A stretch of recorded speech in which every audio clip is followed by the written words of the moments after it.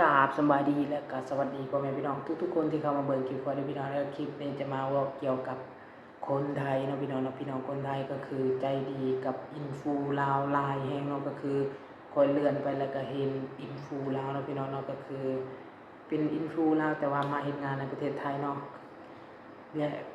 บ่เป็นไข้บ่สำบายเนาะพี่น้องเป็นไข้บ่สำบายแล้วก็ไปหาหมอเนาะพี่น้องไปหาหมอแล้วก็นอนพักฟื้นอย่างนี้แล้วก็ถ่ายลงโซเชียลนี่แหละเนาะวันนี้มีพี่น้องคนไทยเห็นเนาะเขาก็เลยคอมเมนต์ว่าถ้าบ่มีเงินไปรักษาอิหยังก็ให้บอกเนาะเดี๋ยวเขาจะช่วยเนาะพี่น้องโอ้โหซึ่ง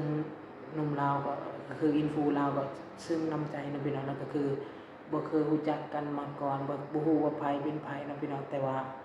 เขาอยากช่วยลาวเนาะลาวก็เลยโอ้โหและข้อยก็เห็นหลายคนเนาะแบบว่าบ่ว่าจะเป็น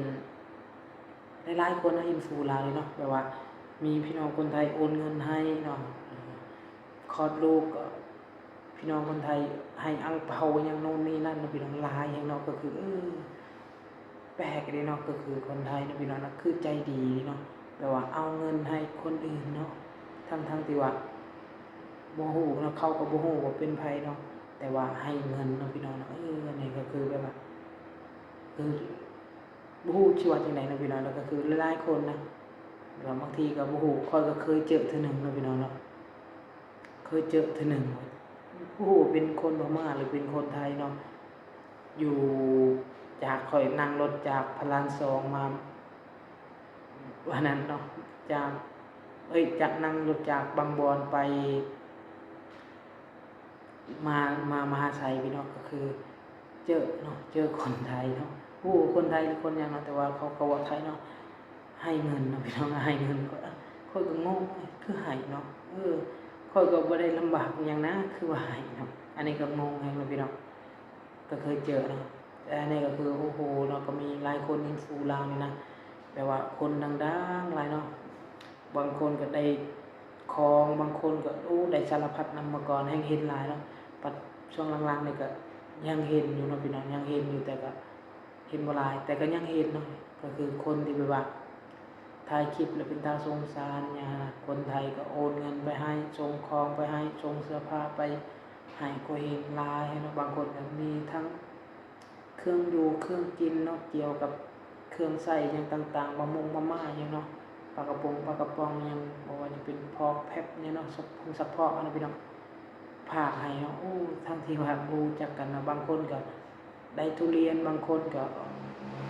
มีหลายคนเนาะพี่น้องบางคนก็ได้แบบว่าเครื่องเล่นให้ลูกก็ยังประมาณนี้เนาะบ่ว่าแต่ทายเนี่ยเนาะพี่น้องทายนู่นนี่นั่นอะไรก็คนไทยก็จะมักให้เนาะอันนี้เห็นจากคนดังเนาะแต่ว่าข้อยยังบ่เคยได้นะพี่น้องแต่ก็มีคนเข้ามาเบิ่งก็พอแล้วนะพี่น้องแต่ว่าเราจะเห็นคนที่แบบดังๆนะพี่น้องเห็นแบบดังๆเลยว่าก็เป็นกระแสเขาเว้าลงในแอปสีดำแอปสีฟ้าเนาะพี่น้องเราก็จะเห็นว่า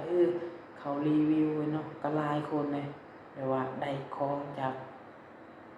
เขาจะบอกว่า FC เนาะพี่น้องเนาะก็คือ FC จากพังไทย FC จากพี่น้องพังไทยที่เอาให้เขาเนาะอะไรก็แปลกนะพี่น้องเนาะก็คือหลายคนนั่นแหละเนาะก็คือแรงงานลาวอยู่ในประเทศไทยและเห็นสื่อโซเชียลแล้วมันดังเนาะมีหลายคนแรงที่ให้นะพี่น้องเนาะก็คือ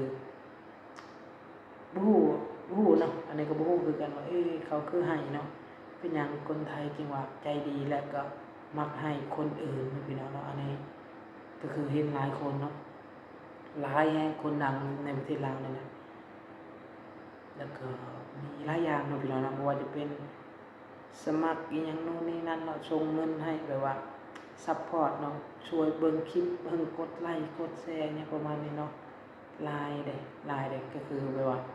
บ่ว่าจะอยู่ไสเนาะพี่น้องเนาะก็คือ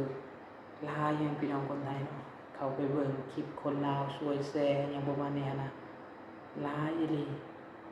เบิ่งซัปพอร์ตหรือว่าสนับสนุนให้คนลาวเนาะบางคนก็มาเฮ็ดงานในประเทศไทยแล้วก็เฮ็ดคลิปคือข้อยนี่เนาะก็มีคลิปข้อยก็มีทั้งพี่น้องคนไทยเบิ่งแล้วก็คนลาวก็เบิ่งอยู่นิดๆหน่อยๆเนาะบ่หลายคือช่อง YouTube ข้อยนี่ก็มีแต่พี่น้องคนไทยเบิ่งเนาะพี่น้องคนลาวเบิ่งน้อยๆเดียวนึง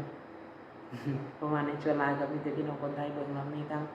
ค คอมเมนต์ที่ดีและก็บ่ดีก็บ่เป็นหยังเนาะพี่น้องเนาะก็คือคนบนโลกใบนี้เนาะมันก็มีทั้งคนดีและคนบ่ดีเนาะเพราะฉะนั้นแล้วมันมีทั้งคอมเมนต์ที่บอกว่าธรรมดาทั่วไปบางคอมเมนต์ก็จะมาเมนด่าก็มีคือกันนะบางเมนต์ก็เขาก็จะบอกว่าบ่ฮู้เรื่องบ่ฮู้เรื่องก็ยังสิมาเฮ็ด YouTube นู่นนี่นั่นเนาะก็บ่เป็นหยังเนาะก็เฮ็ดต่อไปเนาะเฮามีหน้าที่เฮ็ดเขามีหน้าที่เบิ่งมีหน้าที่วิจารณ์เนาะก็วิจารณ์กันไปเนาะก็บ่เป็นหยังเฮาก็เฮ็ด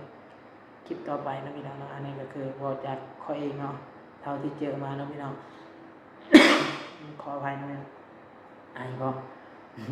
ก็เฮ็ดคลิปต่อไปเรื่อยๆนะพี่น้องเนาะก็ยังมีบางคนก็เขาก็เบิ่งบางคนเขาก็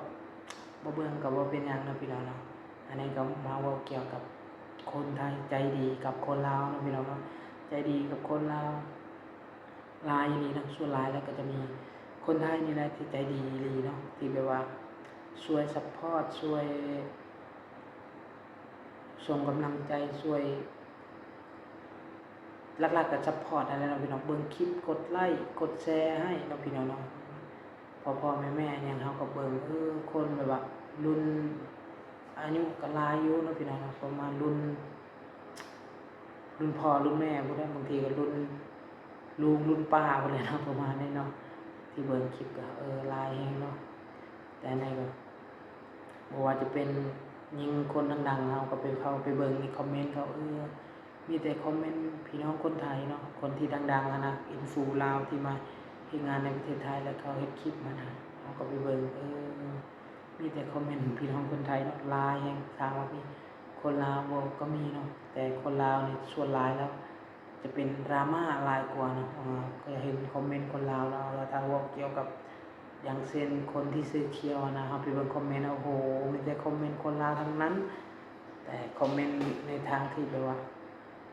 บ่โอเคปานใดไปด่าเนาะไปด่าเขาประมาณนี้อะไรเนาะ